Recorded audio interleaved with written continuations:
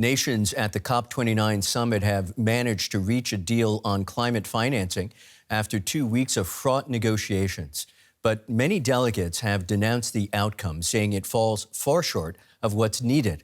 The final agreement, worth $300 billion a year, will help developing countries deal with climate change.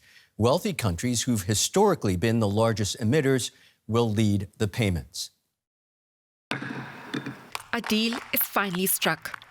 And while many in the room applaud this moment, nations bearing the direct brunt of climate change are far from happy. This document is nothing more than an optical illusion. This, in our opinion, will not address the enormity of the challenge we all face. We walk back home with 300, and we say that the developed countries are taking the lead.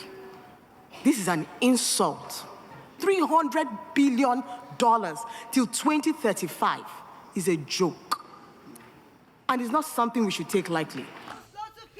The developing nations and climate activists at the conference say a minimum amount of $1.3 trillion per year must be invested in the energy transitions to keep the planet's average temperature rise under 1.5 degrees Celsius.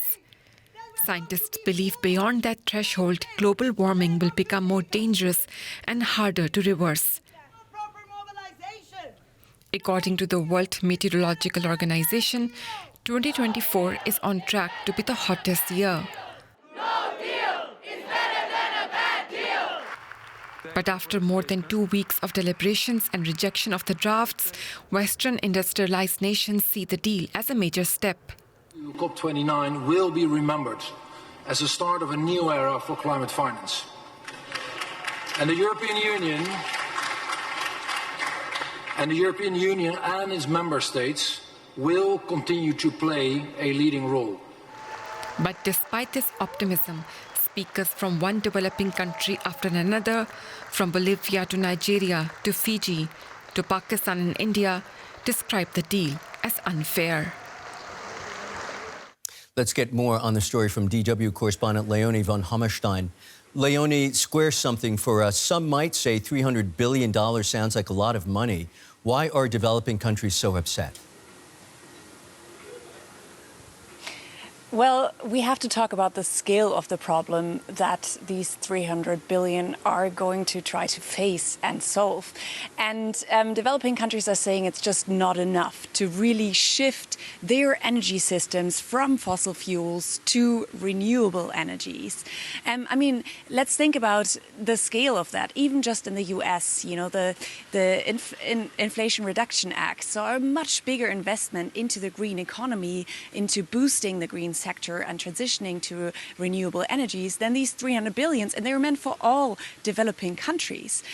Developing countries are also saying that the money is there. If you look at fossil fuel subsidies, for example, you know, according to the IMF in 2022, they amounted to $7 trillion.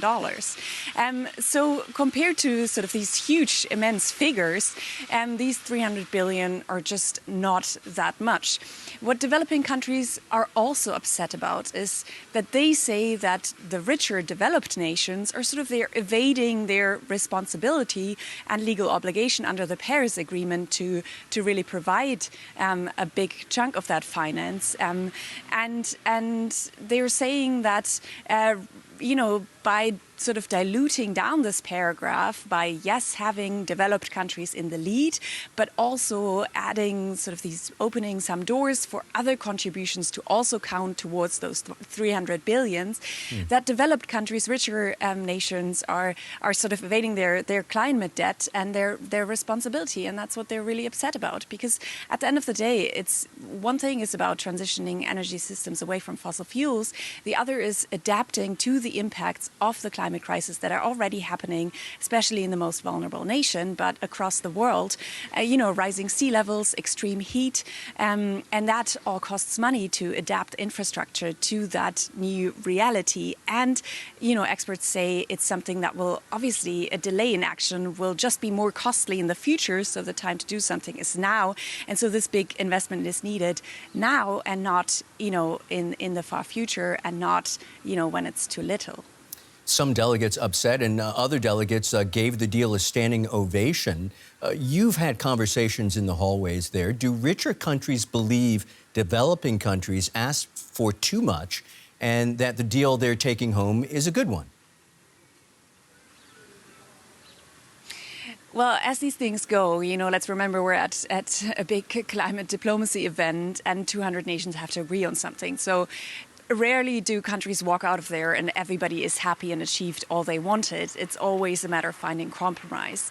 But what richer nations are saying is that, their own economies are being stretched by the pandemic, by rising inflation, by wars and increased defense spending, and that they don't want to promise anything that is unrealistic, that they want to, remain reliable partners. And for developed countries, it was very important to sort of expand that contributor base, at least on a voluntary basis, like it is now in the final agreement, to include private sector sources, but also other countries that have made a lot of money with and are big emitters, but don't count under the developed country label under these UN classifications, because they're saying it's simply not realistic. Now, another event that was kind of overshadowing these 2 weeks here in Baku was the election of Donald Trump in the US, who basically announced that he's going to exit the Paris Agreement. So what a lot of richer nation delegates told us was that, well, we can't count on the US in the next 4 years, so how are we going to promise even more climate finance if we have to sort of bear the brunt of maybe Donald Trump not wanting to provide that much money? But developing countries, again, see that sort of as an excuse. They were upset that the concrete numbers were only put on the table so late in the process, in these 2 weeks. So they basically, there's only a day and a little bit left to really talk about concrete numbers. That's DW correspondent Leonie von Hammerstein. Many thanks, Leonie. The effects of climate change make it a global health issue. Climbing temperatures and increasing rainfall promote the spread of dangerous diseases. In Bangladesh, dengue fever is becoming more common due to climate change. Doctors were expecting patients, but this year's dengue outbreak in Dhaka, Bangladesh, has overwhelmed the ward. In the past, cases of dengue only rose during this season, but now there are dengue patients all year round. However, this season is more intense. We're under a lot of pressure here. Dengue is a virus that spreads from mosquitoes to people. Symptoms are usually mild, but in severe cases it can be fatal. Where mosquito numbers once dwindled in cooler months, heavier rain and warmer temperatures, due in part to global warming caused by burning fossil fuels, are providing the conditions for them to survive. And it's not just in Asia.